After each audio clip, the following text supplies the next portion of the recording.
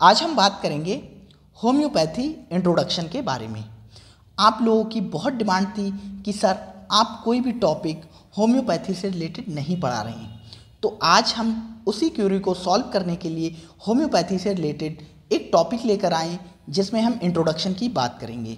यहाँ से क्वेश्चन पूछे जाने की प्रोबेबिलिटी कम रहती है, लेकिन फिर भी एक क्वेश्चन आने की उम्मीद यहाँ से है। एक तो चीज़ ये हो गई, और दूसरी चीज़ आप लोग बार बार ये सवाल कर रहे थे कि सर आप हिंदी में पढ़ाइएगा, आप इंग्लिश के वर्ड्स को कम यूज कीजिएगा।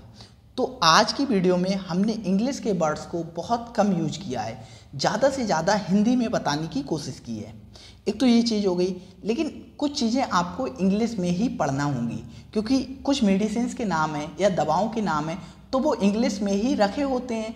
तो चाहे हम उसे हिंदी में लिख दें, जैसे यही होम्योपैथी लिखा है तो होम्योपैथी को चाहे हम हिंदी में पढ़ें चाहे इंग्लिश में पढ़ें तो वो रहेगी क्या, होम्योपैथी। तो इसी तरीके से कुछ मेडिसिन्स के नाम होते हैं, कुछ स्टेट के नाम होते हैं, तो आप उन्हें इंग्लिश में ही याद करने की कोशिश कीजिएगा, क्योंकि आज नहीं तो कल आपको याद तो करना ही है। तो आज ही याद कीजिएगा, जिससे क्या हो आगे फ्यूचर में आपको वो चीज़ याद करने की ज़रूरत ना पड़े। क्योंकि आगे आप यहाँ से जब आगे अपनी कभी भी आगे स्टडी करोगे या आप जिस जगह जाओगे, जो जॉब करोगे, उसमें भी आपको जो वर्ड्स मिलेंगे वहाँ हर कोई इंग्लिश में पढ़ाएगा या इंग्लिश में बताएगा। कोई भी मेडिसिन होगी वो इंग्लिश में लिखी होगी। तो अगर आप आज अपनी इंग्लिश को थोड़ा मजबूत कर लेते हैं तो फ्यूचर में आपको ये प्रॉब्लम्स नहीं होगी कि हमें इंग्लिश नहीं आती है या इंग्लिश के बारे में हम कुछ नहीं जानते हैं। तो आज से ही थोड़ी थोड़ी अपनी इंग्लिश को स्ट्रॉन्ग कीजिएगा। और हम ये टॉपिक तो फ़िलहाल हिंदी में ही पढ़ा रहे हैं या हिंदी में आपके लिए लेकर आए हैं। तो अगर अभी तक आपने हमारा पेड बैच ज्वाइन नहीं किया हो तो आप हमारे पेड बैच को ज्वाइन कर सकते हैं, जिसमें आपको सारे वीडियो लेक्चर्स मिलेंगे, सारे टॉपिक्स के PDF नोट्स प्रोवाइड किए जाएंगे और क्वेश्चन प्रैक्टिस भी कराई जाएगी। तो वीडियो को हम स्टार्ट करते हैं। और ये जो वीडियो है, ये जो वीडियो सबके लिए यूट्यूब पर फ्री है। ये एक तरीके का डेमो वीडियो है, और डेमो वीडियो किसका है, होम्योपैथी का, होम्योपैथी के सिलेबस का। तो स्टार्ट करते हैं इसकी डेफिनेशन से। तो होम्योपैथी की डेफिनेशन या परिभाषा क्या है? होम्योपैथी एक पूरक और वैकल्पिक चिकित्सा पद्धति है। ये एक पूरक और वैकल्पिक चिकित्सा पद्धति है। इसका मतलब ये है कि ये संपूर्ण रूप से, पूरक का मतलब होता है संपूर्ण रूप से या पूर्ण रूप से, एक वैकल्पिक चिकित्सा पद्धति है। मतलब एक साइड में वैकल्पिक है, ऐसा नहीं है कि रेगुलर मतलब कंपलसरी यूज की जाने वाली एक चिकित्सा पद्धति है। वैकल्पिक होता है एक तरीके से साइड से यूज की जाने वाली, मतलब वैकल्पिक है, विकल्प है इसके पास कि यूज कर भी सकते हैं, नहीं भी कर सकते हैं। तो ये एक क्या है, पूरक वैकल्पिक चिकित्सा पद्धति है, जिसमें रोगों का उपचार अत्यधिक पतले किए गए पदार्थों द्वारा किया जाता है। तो इस चिकित्सा पद्धति में जो लोगों का उपचार होता है, जो इलाज होता है, वो कैसे किया जाता है? वो किया जाता है अत्यधिक पतले किए गए पदार्थों से। जैसे आपने देखा होगा कि उनके पास कुछ फार्मासिस्ट के पास, आप भी जानते होंगे अच्छे से, कुछ लिक्विड भरे होते हैं बॉटल्स में, कुछ लिक्विड होते हैं, ये पतले पदार्थ होते हैं। इन्हीं से रोगों का उपचार किया जाता है। तो रोगों का उपचार अत्यधिक पतले किए गए पदार्थों द्वारा किया जाता है, जो आमतौर पर कहाँ से मिलते हैं? पौधों से, खनिजों से और जानवरों से प्राप्त किए जाते हैं। तो आपको डेफिनेशन समझ आ गई होगी। एक बार हम फिर से बता दे रहे हैं, जो होम्योपैथी होती है वो एक पूरक या वैकल्पिक चिकित्सा पद्धति है, मतलब साइड से यूज की जाने वाली चिकित्सा पद्धति है, जिसमें जो रोगों का उपचार होता है वो अत्यधिक पतले पदार्थों द्वारा किया जाता है, जिन्हें हम लिक्विड्स कहते हैं। एक तरीके से लिक्विड से किया जाता है। और ये जो लिक्विड होते हैं या अत्यधिक पतले पदार्थ होते हैं, ये कहाँ से मिलते हैं? या तो पेड़ों से मिल सकते हैं, पौधों से, या खनिजों से मिल सकते हैं, या जानवरों से प्राप्त होते हैं। इसी डेफिनेशन को हम बाइलिंगुअल लैंग्वेज में आपको बताते हैं। यह एक हॉलिस्टिक अल्टरनेटिव मेडिकल प्रैक्टिस है। हॉलिस्टिक का मतलब होता है पूर्ण रूप से या कंप्लीट। अल्टरनेटिव मतलब साइड में यूज की जाने वाली मेडिकल प्रैक्टिस है, जिसमें रोगों का ट्रीटमेंट बहुत डाइल्यूशनल सब्सटेंस या डाइल्यूटेड सब्सटेंस, मतलब डाइल्यूटेड का मतलब होता है पतले और सब्सटेंस का मतलब होता है पदार्थ, तो बहुत पतले या डाइल्यूटेड सब्सटेंस से किया जाता है, जो कि प्लांट मतलब पौधों से, मिनरल मतलब खनिज से और एनिमल से प्राप्त होते हैं। तो आपको डेफिनेशन समझ आ गई होगी। आप डेफिनेशन को साथ में याद कीजिएगा, वीडियो को पॉज कीजिएगा और डेफिनेशन को याद करके आगे बढ़िएगा। तो आपने डेफिनेशन याद कर ली होगी, हम आगे बात करते हैं। हिस्ट्री ऑफ होम्योपैथी, जो होम्योपैथी है उसका इतिहास क्या है, उसकी हिस्ट्री क्या है। तो सबसे पहले अर्ली बिगनर्स या प्रारंभिक चरण जो कि 1790 से 1810 के बीच का था, इसमें क्या हुआ था, एक डॉक्टर्स थे जिनका नाम था सैमुअल्स हैनीमैन। सैमुअल्स हैनीमैन एक क्या थे, जर्मन चिकित्सक थे जिन्होंने होम्योपैथी की शुरुआत की। तो सबसे पहले होम्योपैथी की शुरुआत किसने की थी, ये क्वेश्चन बन सकता है आपके एग्जाम में। तो वो कौन थे, सैमुअल हैनीमैन, जो कि जर्मन चिकित्सक थे। ये भी याद रखना, जर्मनी के थे, इसीलिए इसे जर्मन मेडिसिन भी कहा जाता है।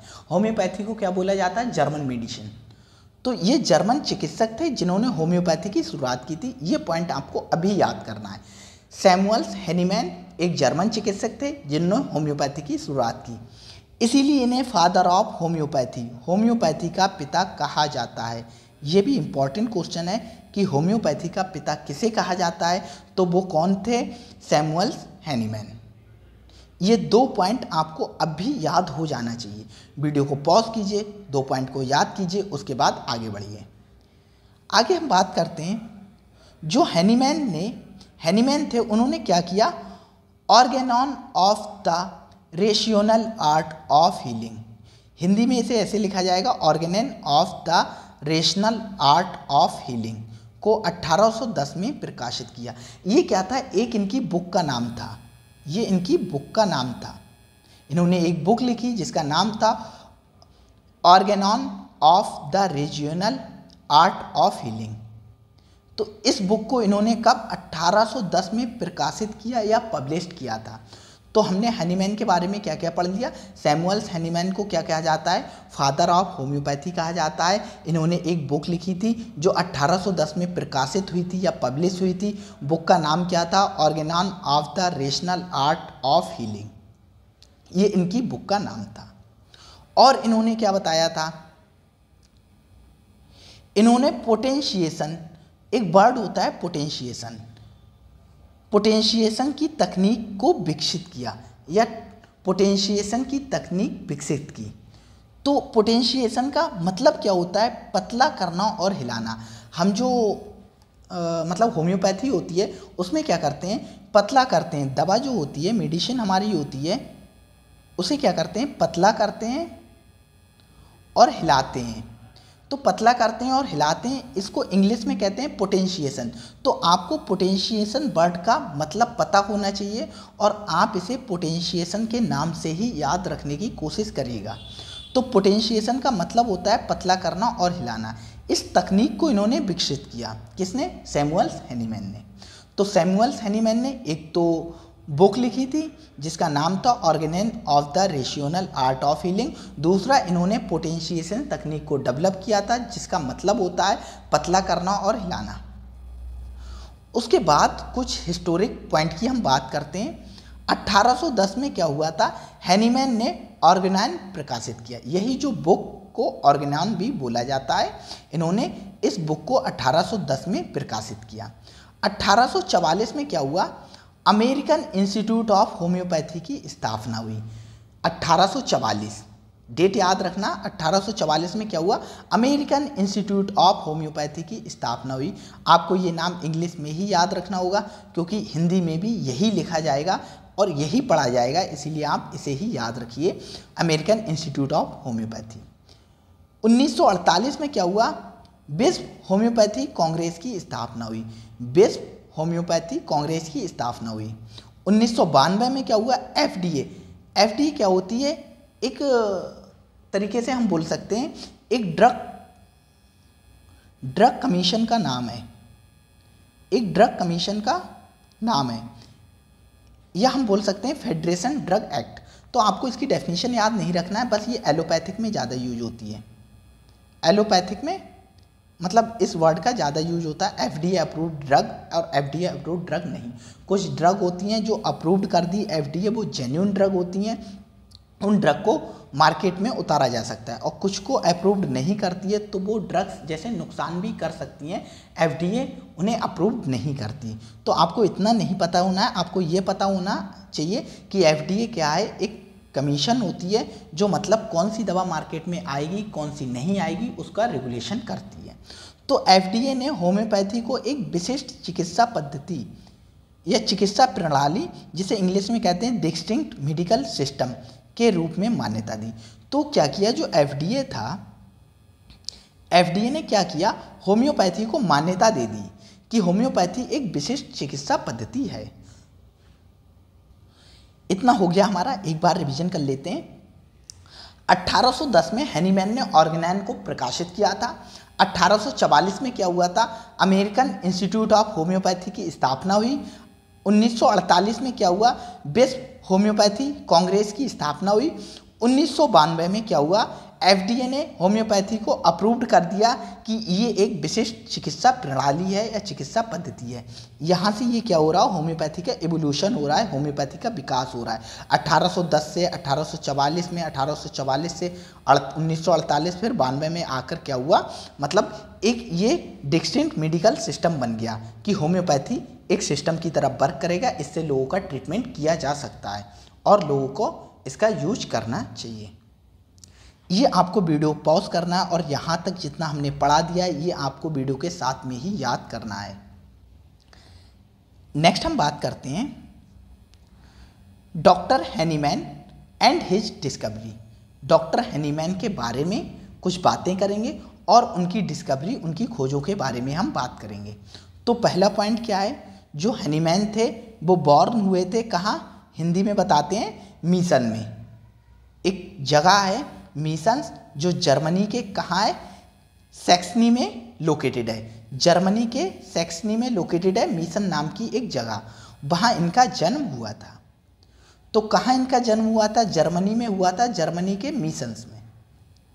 नेक्स्ट है, इन्होंने स्टडी की थी medicine at university of Leipzig and university of एर्गेलनॉन।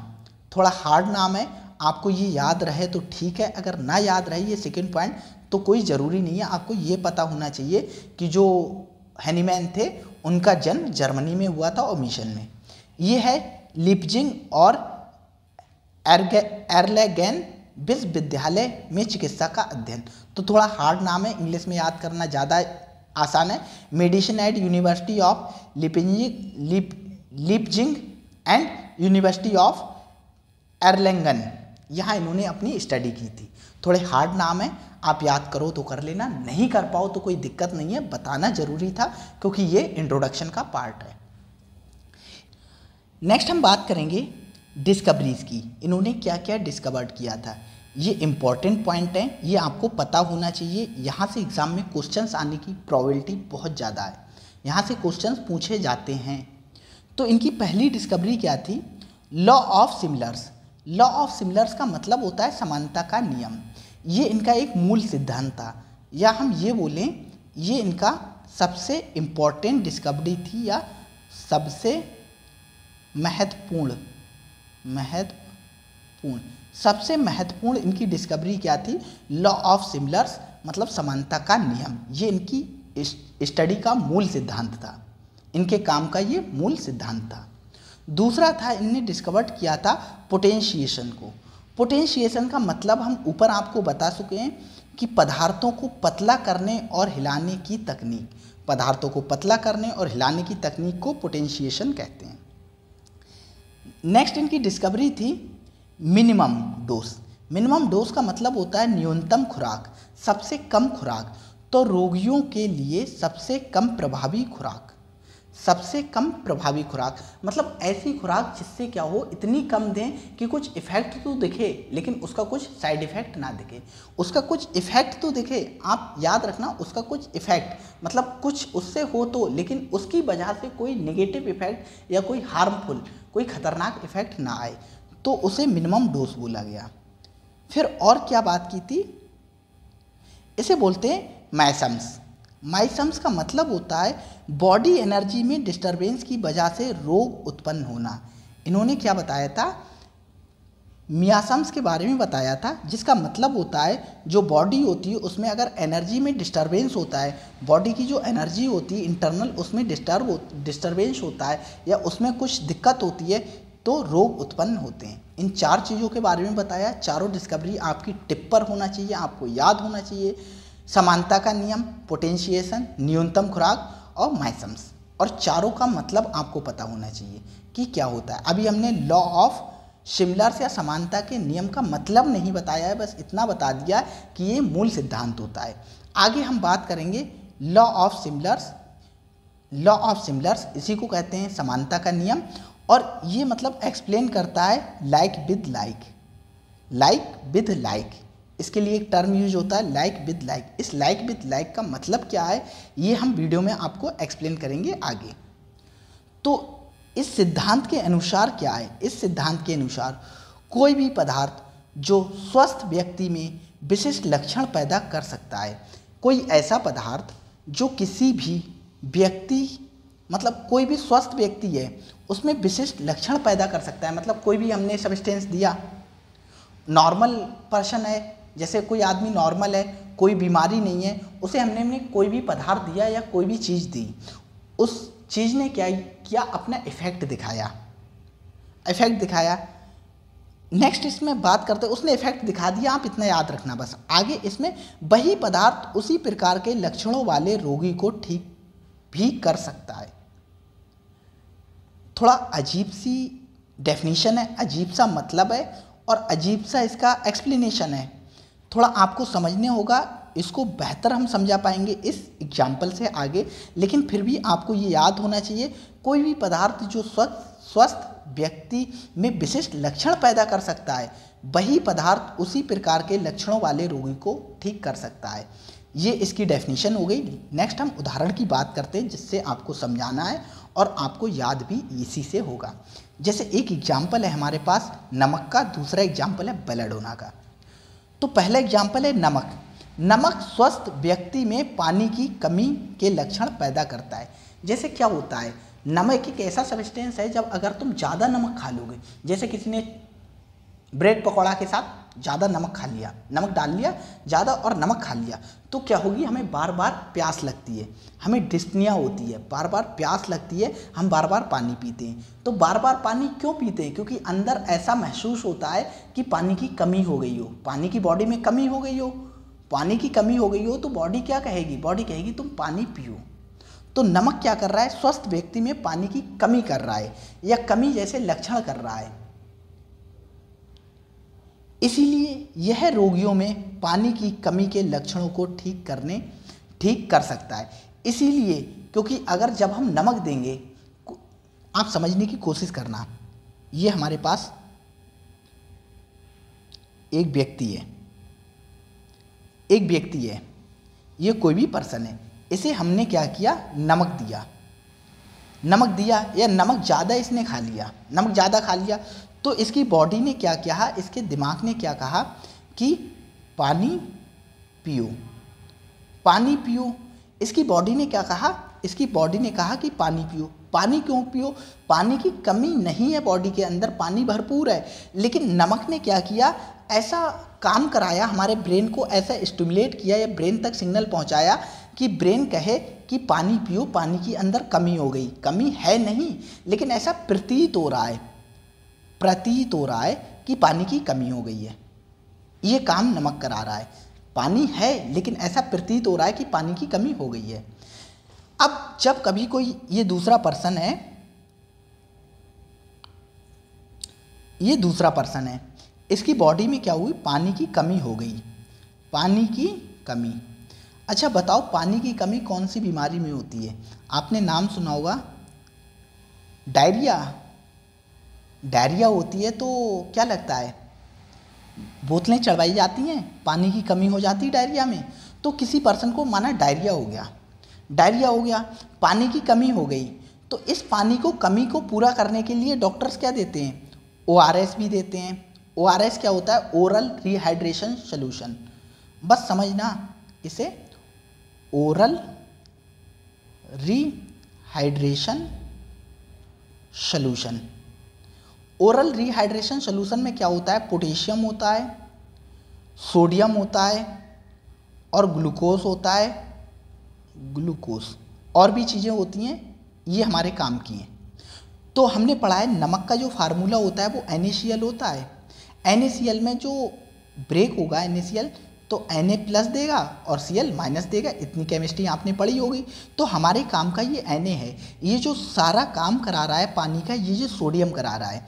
NaCl के अंदर जो सोडियम है ये सारा काम करा रहा है, पानी के लिए रिस्पॉन्सिबल होता है ये। तो क्या हुआ, डॉक्टर ने क्या दिया, ORS दिया। ORS में क्या था, सोडियम था। बोतल भी चढ़ाई जाती है, उसमें भी सॉल्ट होते हैं। तो मतलब क्या हुआ, हमारी बॉडी के अंदर सोडियम गया। तो सोडियम ने क्या कहा, सोडियम ने वही करा अपना काम जो नमक करता है। नमक ऊपर क्या कर रहा था, प्यास लगाना, वो ब्रेन को स्टिमुलेट करेगा, ब्रेन तक सिग्नल पहुंचाएगा और ब्रेन क्या कहेगा कि पानी पियो। अब ब्रेन कहेगा पानी पियो तो तुम पानी पियोगे। अगर पानी पियोगे तो पानी की कमी जो है वो पूरी हो जाएगी और बाहर से हम दे भी रहे हैं। तो आपको ये समझ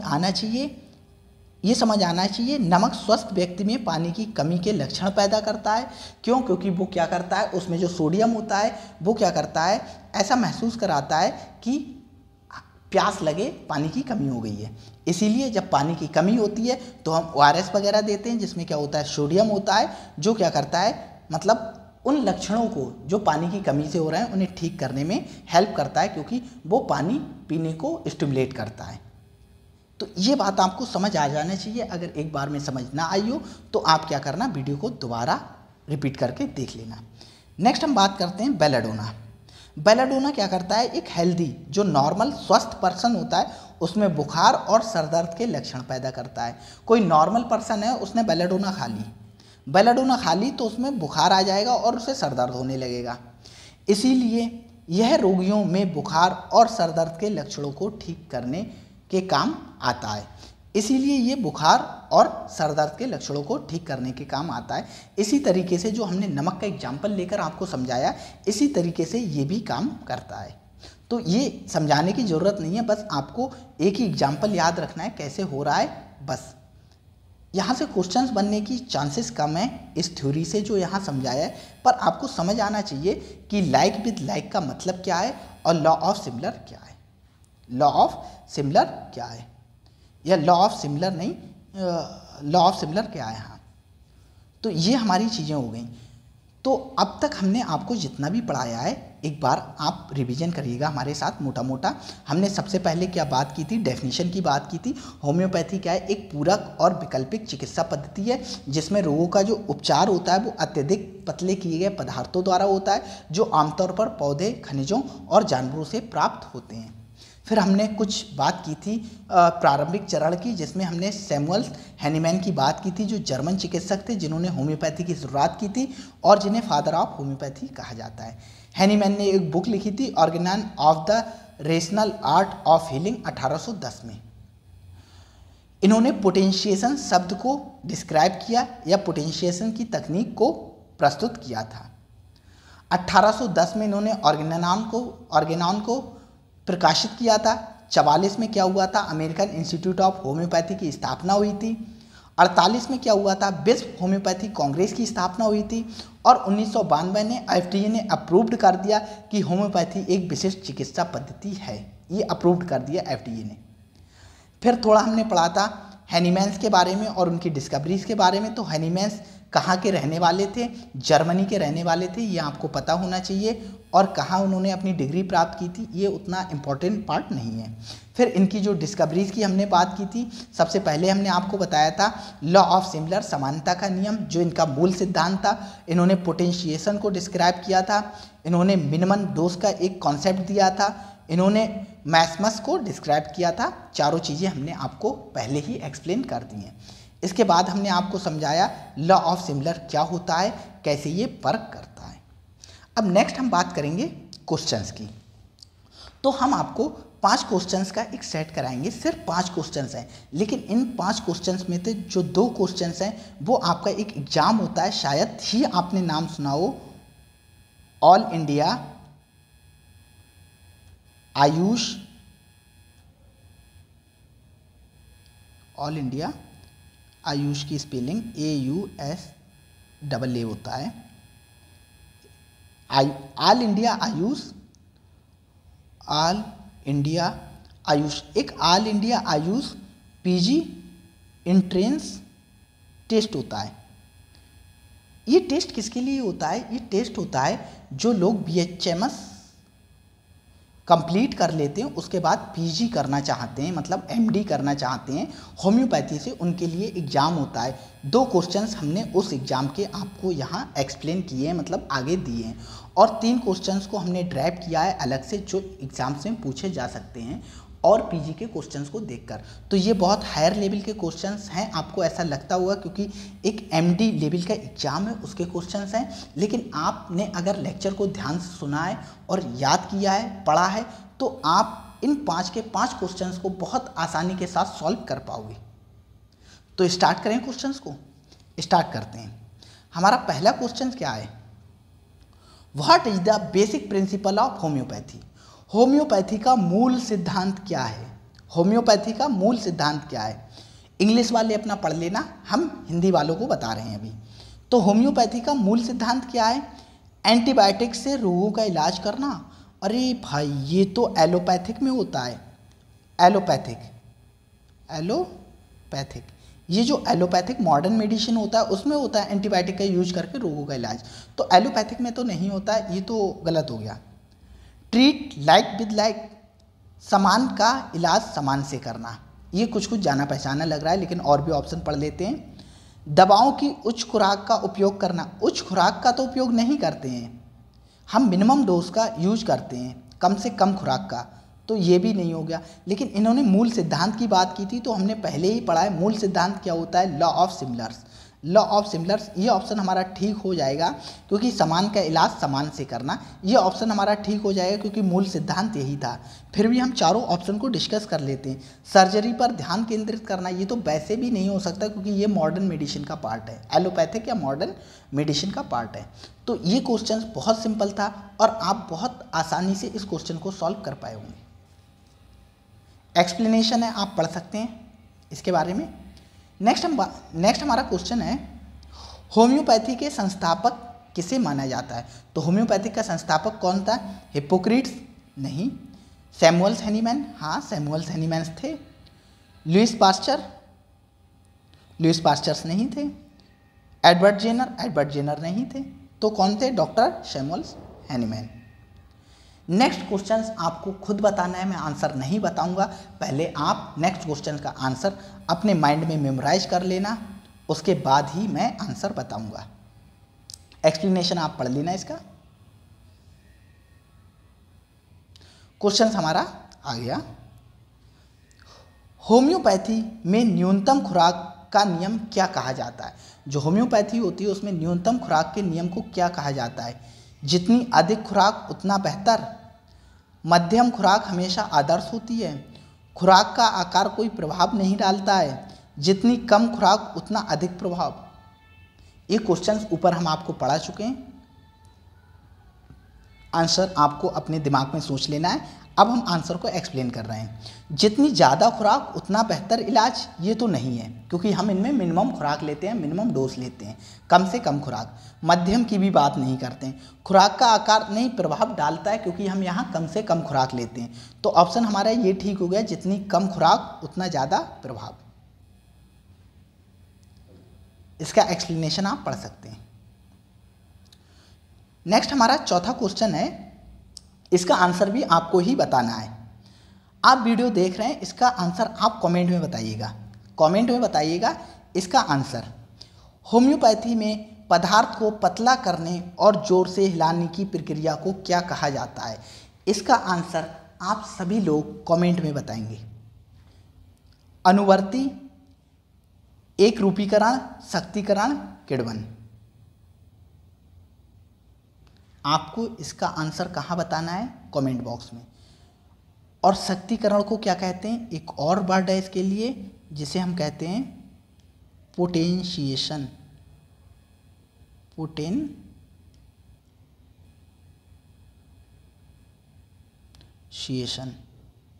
पोटेंशिएशन इसे हम पोटेंशिएशन भी कहते हैं या शक्तिकरण भी कहते हैं। तो अब आपको आंसर समझ आ गया होगा, आप कमेंट में बताइएगा इसका आंसर। हम आगे बात करते हैं। हमारा नेक्स्ट 5th नंबर का क्वेश्चन है, इन विच सेंचुरी होम्योपैथी किस शताब्दी में विकसित की गई। तो होम्योपैथी कौन सी ऐसी शताब्दी थी जहां इसका विकास हुआ था या बिगिनिंग कब हुई थी? 15वीं शताब्दी में, 16वीं शताब्दी में, 17वीं शताब्दी में, 18वीं शताब्दी में। तो हमने आपको ये क्वेश्चंस भी बताया था कि जो होम्योपैथी है उसका डेवलपमेंट कब हुआ था, उसका विकास कब हुआ था। उसका विकास हुआ था 18th सेंचुरी में। 18th सेंचुरी में जो हमने 5 क्वेश्चंस आपको कराए हैं वो पांचों क्वेश्चंस नोट्स में लिखे हैं। हम आपको बताते हैं कि हमने पांचों क्वेश्चंस कहाँ कहाँ पढ़े हैं। तो हमने कहाँ पढ़े हैं पांचों क्वेश्चंस? हमने पोटेंशिएशन की बात, एक क्वेश्चन ये था, यहाँ पढ़ा था, पोटेंशिएशन या शक्तिकरण, इसे शक्तिकरण भी कहते हैं। दूसरा क्वेश्चन हमने कहाँ पढ़ा था? यहाँ नहीं। दूसरा क्वेश्चन हमने यहाँ पढ़ा था, लॉ ऑफ सिमिलर, समानता का नियम मूल सिद्धांत था इनका। पोटेंशिएशंस हमने यहाँ भी पढ़ा था। न्यूनतम खुराक के बारे में हमने यहाँ बात की, रोगियों के लिए सबसे कम प्रभावी खुराक, सबसे कम खुराक जो प्रभाव डालती हो, सबसे कम खुराक जो प्रभाव डालती हो उसे कहते हैं मिनिमम डोज। फिर एक क्वेश्चन और हमारा बचा था, कौन सा था? हाँ, ये किधर गया? ये 18वीं शताब्दी मेनली, मतलब यहाँ वर्क हुआ था, लेकिन मेनली हम मानते हैं कहाँ से, यहाँ से स्टार्ट हुई है। जब क्या है, जो हनीमैन थे उन्होंने ये जो बुक लिखी थी जिसका नाम ऑर्गेनॉन था, वहाँ से 1810 से, तो यहीं से होम्योपैथी की शुरुआत हुई है। तो आज की वीडियो में इतना ही था। वीडियो अच्छी लगी हो तो वीडियो को लाइक कीजिएगा, चैनल को सब्सक्राइब कीजिएगा। और हमने आपकी जो डिमांड थी उसके अकॉर्डिंग आज वीडियो बनाई है, जिसमें हमने एक वीडियो में लिमिटेड ड्यूरेशन की भी बनाई है। इसमें हमने आपको क्वेश्चंस भी कराए हैं, हमने हिंदी भी प्रोवाइड की है, और हमने होम्योपैथी से रिलेटेड क्वेश्चंस भी कराए हैं या होम्योपैथी से रिलेटेड वीडियो प्रोवाइड की है। अगर आपको अभी भी कोई दिक्कत हो या कोई क्यूरी आती हो या कुछ और हम इसमें और बेहतर कुछ सुधार कर सकते हैं तो अपना सजेशन ज़रूर दीजिएगा कमेंट में। आप हमें बताइएगा, हम और इम्प्रूवमेंट या और बेहतर करने की कोशिश करेंगे। अगर कोई चीज़ समझ ना आई हो तो कमेंट में बताइएगा, हम एक शॉर्ट वीडियो बनाकर उस चीज़ को दोबारा एक्सप्लेन करने की कोशिश करेंगे।